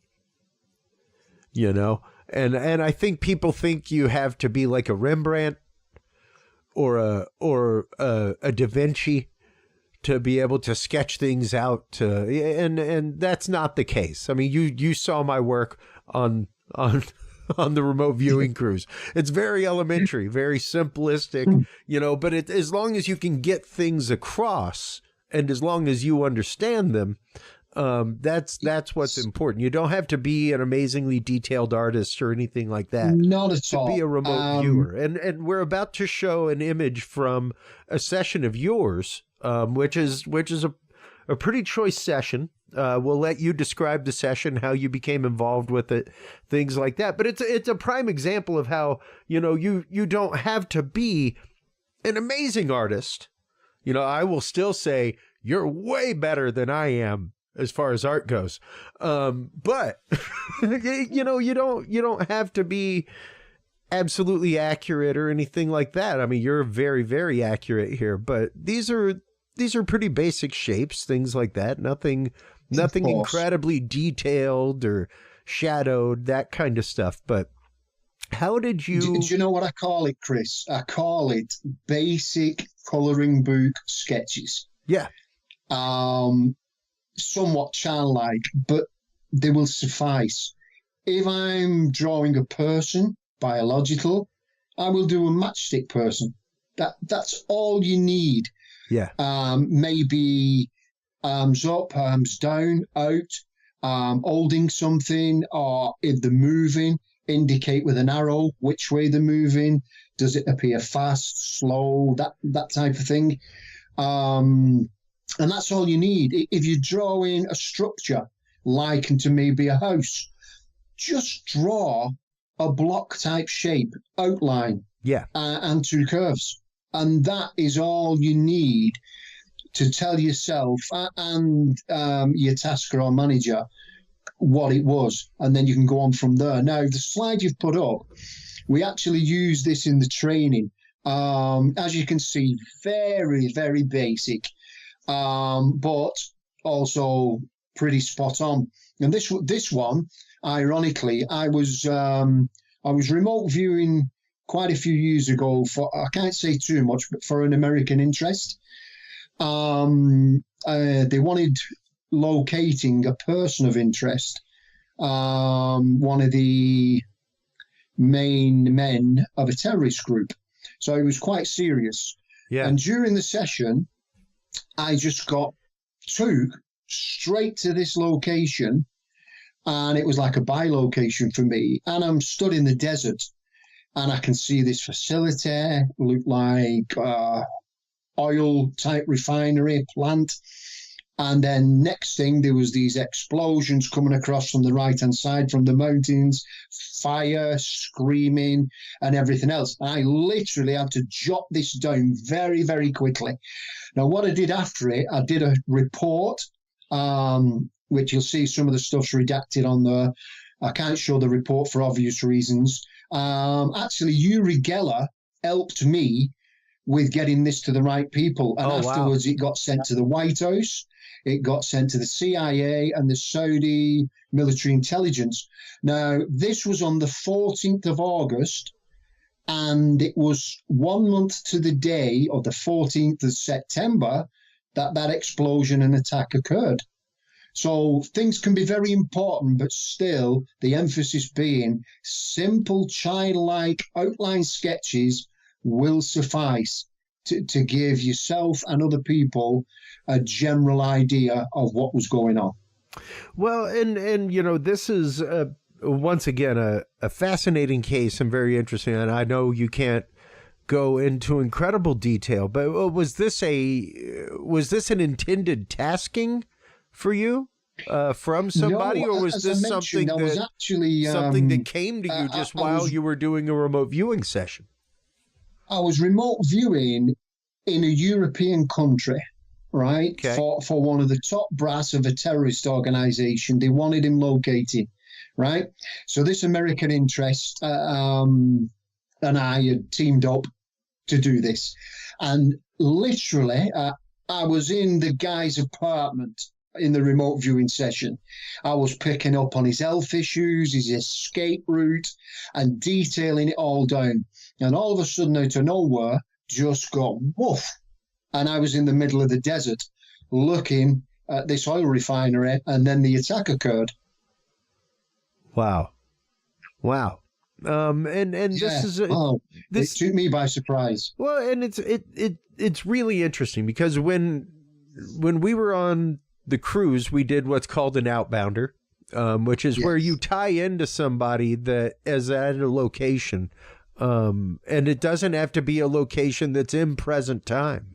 It can be a location in past time, things like that. So it wasn't necessarily that the gentleman that you were searching for was at this location, but even the fact that he had been at this location or was part of this attack, things like that. Those are the things that come through. And it's fascinating to me, the idea that yes, a session is not necessarily bound by time. It's not necessarily bound by space. So the idea that you picked up on this while you were searching for him is fascinating and really, really shows the depth to which a session can go. Now, did the intelligence help find said individual? I can't say anything about that. And that's understandable. And you know what? They wouldn't tell little old me anyway. Yeah, that's true. That's true. Unless there was some sort of announcement from a podium somewhere, you know, or from a lectern on TV. Yeah. Like we get, where it's like, we killed him. It's we got the like you're announcing the lottery winnings or something. But it is interesting to see that once again, while you're in session, the things that can come through and the way that you process that, because once again, once this information came through on your session, things hit a different rung with connection and who got a hold of this information. Absolutely, absolutely. I mean, I literally grabbed a few blank sheets and just started sketching and writing down as it were coming through as fast as I could. Wow. And I think if you zoom in, Chris, on the time there at the bottom, I'm trying to see what. There we go. So 28 minutes. Wow. Wow. And that really shows you the fact of, like, it's not an all day scenario, a good session, you know, it can be very, very quick, you know, and I have seen people, within 2, 3, 4 minutes get pages of data out, pages. Yes. And I am nowhere near that adept. Once again, I am very beginning in my remote viewing journey. But even the things that have come through for me, and I had a prime example of the AOL experience on the boat during our outbounder when we were doing the piece of Keith Haring art. And I'll have to find my pictures someday and actually add them to my system. You got some great data on that one, mate. You really did. It was good, but at the same token, there was a moment where after I drew the circle and put the spokes on it and had the triangle coming out of the beam, I began going down the road of it being a turbine and it being a power plant. And my brain just went down that road and kept it tumbling. And it's like, had my monitor that I normally have been there, and Angela was a fantastic monitor. She pulled a lot of information out of me during that session, a lot.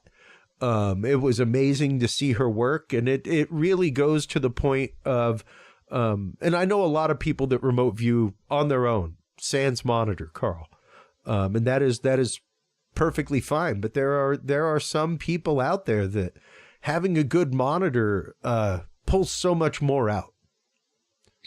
Absolutely. And this is what I say, like with the intuitive, although a monitor isn't.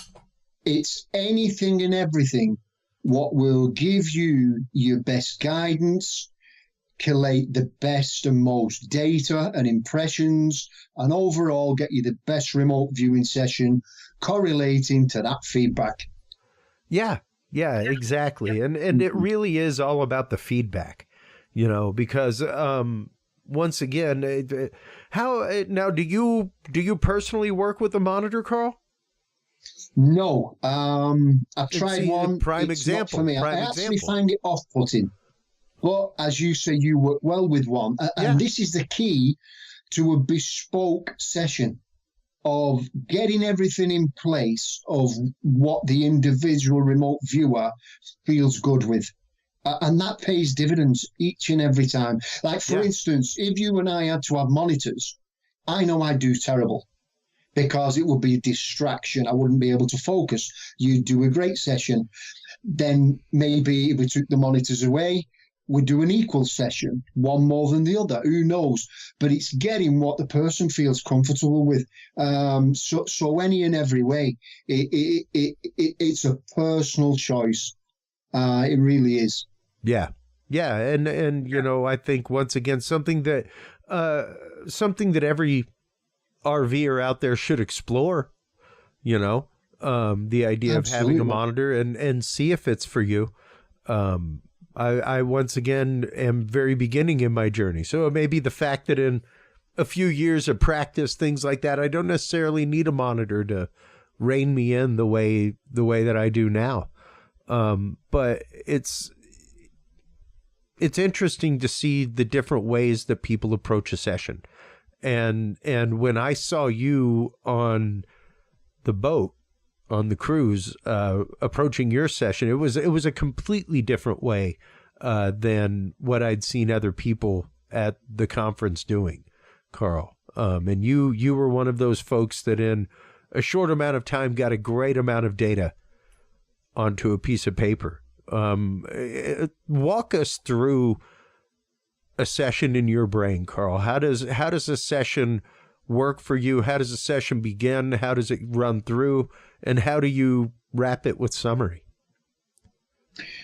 Right. So Obviously, the difference between that and CRV, where, as you know, it's got your various stages, strict protocols, and CRVers won't usually know the target because they're sticking with the protocols all the way through, and that's fine. If that works for you, that's great.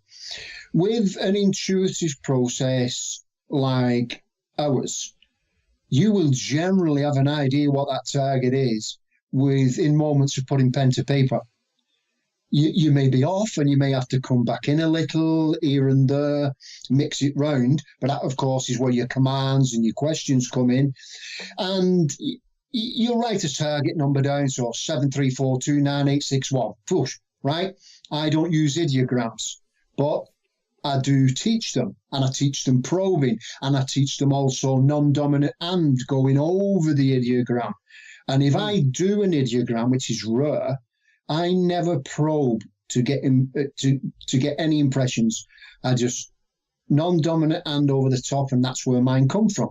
Again, bespoke to whatever's natural. Yeah, I will get far more doing that because it just doesn't work for me very well with a pen. I don't feel comfortable. I get stuff, but I find it slower and more difficult. And again, I'm trying to emphasize on simplicity being the key of everything. So I'll do like you do in yours, literally from the target, start getting a few sketches, a few shapes, different impressions, write a few descriptors down, maybe how I'm feeling. Is there an atmosphere I'm picking up, smells, colors, temperatures, the usual stuff. And then I'll sort of pause. I call it going in and out the session. And then I'll look over it, and then I'll move my hand over it again, and then pick up more details. And bit by bit, this will piece together. And then you can do a brief, maybe, if it's a quick one in your head, maybe a 1 paragraph, 2 paragraph summary, just thrown in your head before you even write it down. And what you're doing is walking yourself through from start to finish. You're rearranging the pieces on the sheet or on the board, so to speak. And then in your head, you're thinking, right, what is this? What has just happened? How is it piecing together as I perceive it? And there you end up with your summary. Doesn't mean it's right all the time, Chris, of course. Oh, sure. Nothing's 100%, but that's how it generally works. Well, and the part of not being right, hugely important, Carl, because you've got to accept the fact that you're human. Like even a sensor is wrong every now and then, even a motion sensor is wrong every now and then. We all get, because I even made the joke on the boat in numerous interviews, like nobody remote viewed the hurricane, but there is the concept of, even with many of those things, like our decisions change, a human's decision changes. Like you may remote view this guy that you were looking at in one location, but it doesn't mean that he, on the way to that location, didn't decide he wanted a hamburger and is now taking a different route. Exactly. Something like that. There are quantum things that get in the way. Now, of course, and that doesn't necessarily mean that you're wrong, but it definitely means that something else is there. And even the idea, once again, of that analytic overlay, not possibly being wrong. Many people consider that, quote, invasion on a session as something wrong with the session, when it may actually be a key detail that you're not aware of. Absolutely. You're right, Chris, because accept it with open arms, right? Don't try and fight it or beat yourself up. Oh, another AOL, I've named it again, because that isn't going to do you any good, right? It's counterproductive. Look at it and go, oh, great, okay. So I've seen some sort of man-made structure, and I called it a factory. I shouldn't have. Write it down, make sure you declare it, and then just move on. Yeah. The lesson is really don't think, just do it. right? A great person who I love to bits has a phrase, just do it, right? And it is so true Yeah. to tell your brain that, don't think it, just do it, exclamation mark. That's right. End of. I got asked on a podcast a few months ago, when do you think, the guy interviewing was learning, he said, when do you think I should practice? 3 times a day, 6? And I said, well, I can't answer. And he asked why. And I said, it depends on you. Yeah, I'm not You're different than me. If you've come home from work and you've had a crappy day with your boss, don't remote view. You're tense, might be in a bit of a bad mood or something. Yeah. Leave it. If you feel nice and relaxed, maybe you're on your own and, this is super chill. You've just had a nice soak in the bath or a nice shower and you're feeling really sort of, I'm going to kick back. Then try one because you'll be in a nice frame of mind, relaxed. So, and I was trying to explain to him, it depends on the individual, the mood, the environment, the day you've had, you know, what's happening in your life. And so forth. But you're quite right with the AOLs. A lot of people misunderstand them and are afraid of them. And another key with remote viewing, from my point of view, is don't beat yourself up. If you get it wrong, just go back and look and go, my God, I sketched something what had 9 pointed sides and it's turned out it's a beach ball. Don't kick yourself. Have a little giggle about it, loosen up, and then, and here's the key, look at your feedback and look at your session and try and visualize, where did I start to go wrong here? Where did I start to run off on a tangent? Where did my left brain kick in? Yeah. And I allowed it to. What can I learn? And any mistake in life we all make. That's right. What can I learn from it? That's the key. Don't fuss about the mistake. It's been made. It's water under the bridge. It's gone. Focus on how can I avoid that in the future? How can I learn from it?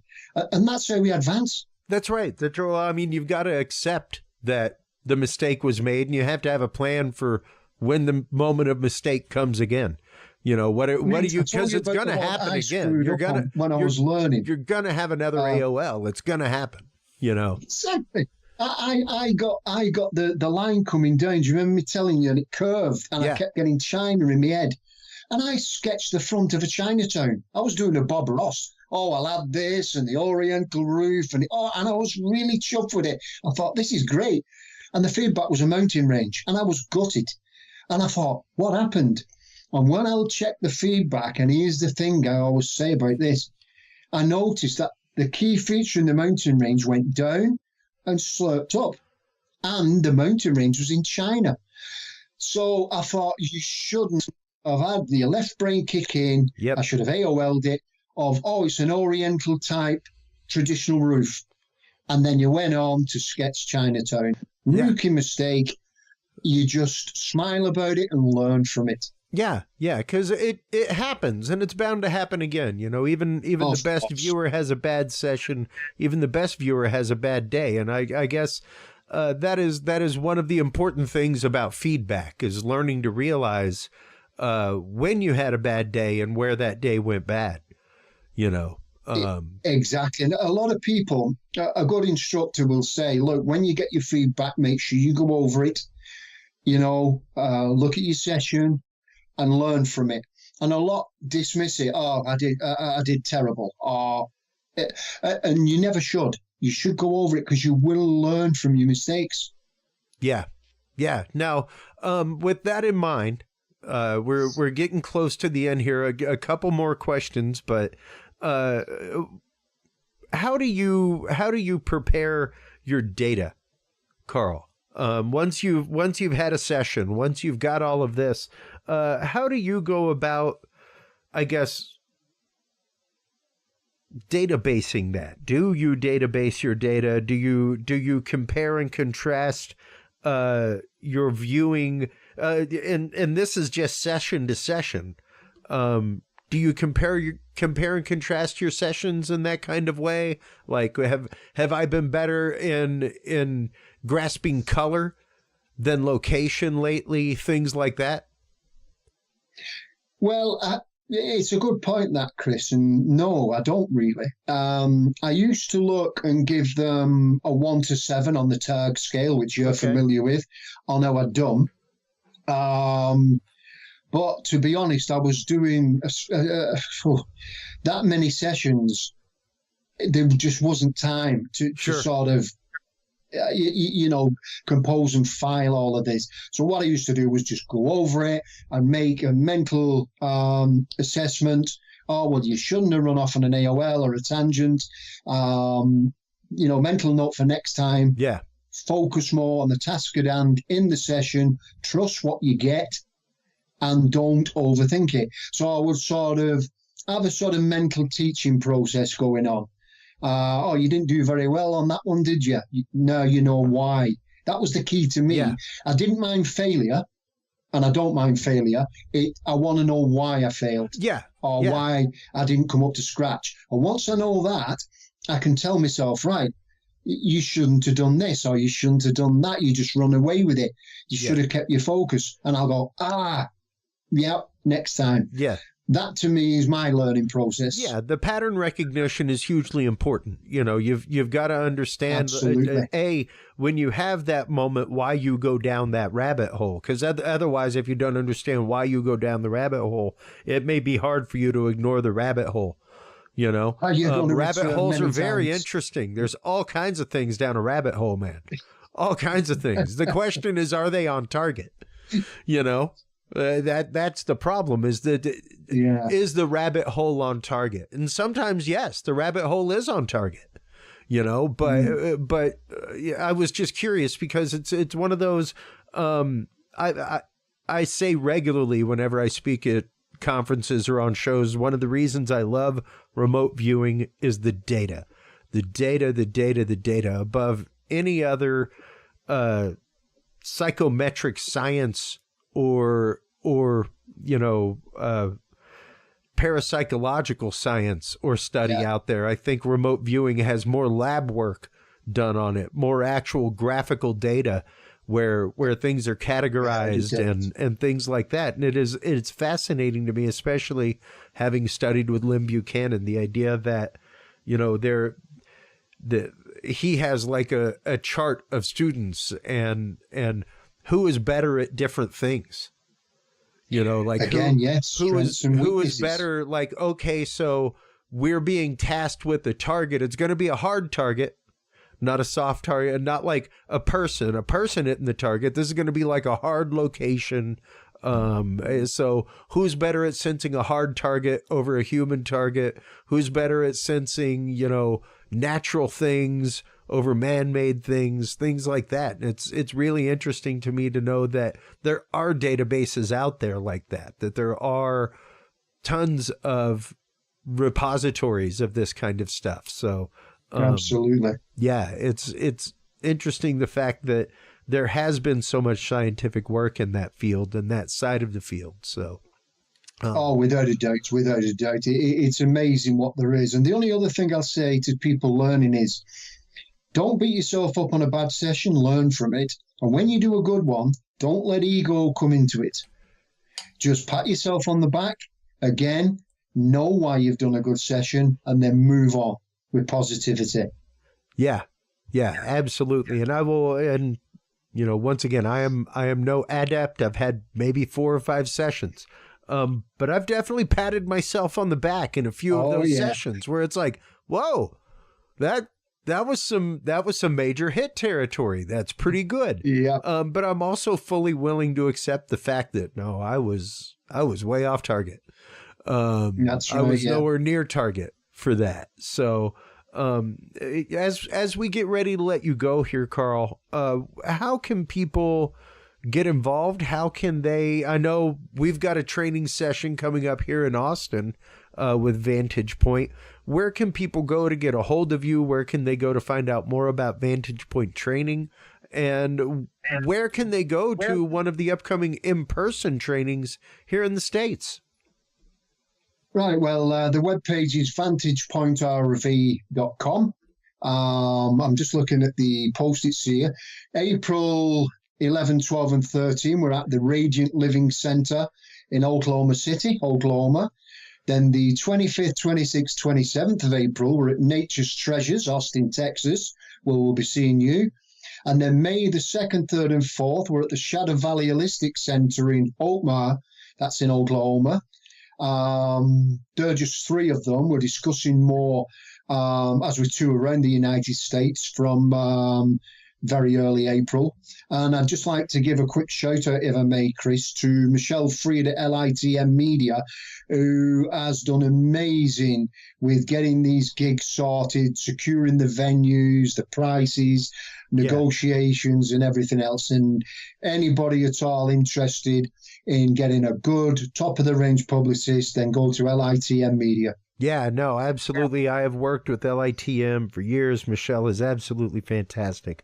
And the fact that you guys are working together on these events brings it all into an amazing light, because it really is about team. It really is about who can you work with to get a proper message out there. And I think that especially when it comes to things like remote viewing, things like mediumship, that kind of stuff, Carl, sadly and horribly, there are all too many charlatans out there. There are all too many people who are ready to absolutely take your money for the afternoon, and give you nothing more than a more shrouded veil of what to do, how to do things properly. You know, so people like you, people like Michelle, who herself is a remote viewer and works with IRVA, the International Remote Viewing Association, you know, seeing the 2 of you guys do this, I think, is fantastic, because it's a couple of people that are coming at it not only from the proper educational point of view, but the proper point of view as to what remote viewing is used for. Absolutely. Well, thank you so much for the time. I greatly appreciate it. Thank you. I can't wait to see you in person. I can't wait for the upcoming training. It's going to be great. Hold the line. We're looking forward to catching up again, Chris. It's going to be a fun weekend. I guarantee you. Cheers, Nick. Absolutely. Hold the line real quick while we close things out. While you are online, everybody, checking out Vantage Point Remote Viewing at Vantage Point RV and getting your tickets for the upcoming remote viewing training at Nature's Treasures here in Austin. Make sure to stop on by Curious Realm. That is where you can like, follow, subscribe. That is where you can comment. That is where you can go to curiousrealm.com/videos and find all of the embedded video channels of our guests. You can also go to curiousrealm.com/store and buy any of the books or classes from our guests, as well as your copy of the Curious Research Field and Observation Guide. If you are a researcher in the world of paranormal, cryptozoology, UFO, UAP studies, stop on by, get your copy of the Field Observation and Data Log. It is your back pocket companion to gathering all of your data on site as it happens, so that it is prepared to shake hands with science come the day that you needed to do so. Thank you so much, everybody, for your time tonight. Thank you so much for your open hearts, your open minds. That is what makes the conversation. And without that, humanity doesn't march forward at all. So remember, take care of yourselves, take care of each other, and stay curious. We'll talk to you soon. Bye-bye. Thank you for tuning into this episode of The Curious Realm. Stay tuned for more guests, forbidden topics, and hidden truths. Follow us on social media by searching Curious Realm. To download the official Curious Realm app and view the Knowledge Vault, or become a sponsor of Curious Realm, visit our website at curiousrealm.com. Curious Realm is available on your favorite podcast and video services, curiousrealm.com, as well as KGRA Radio, APR TV, and the official Curious Realm app for Roku devices. Curious Realm is a proud member of the Ground Zero Media and Aftermath Media family of podcasts. For more great shows and members-only content, visit aftermath.media today. Thanks for listening. Stay curious, and remember, The other side is always watching.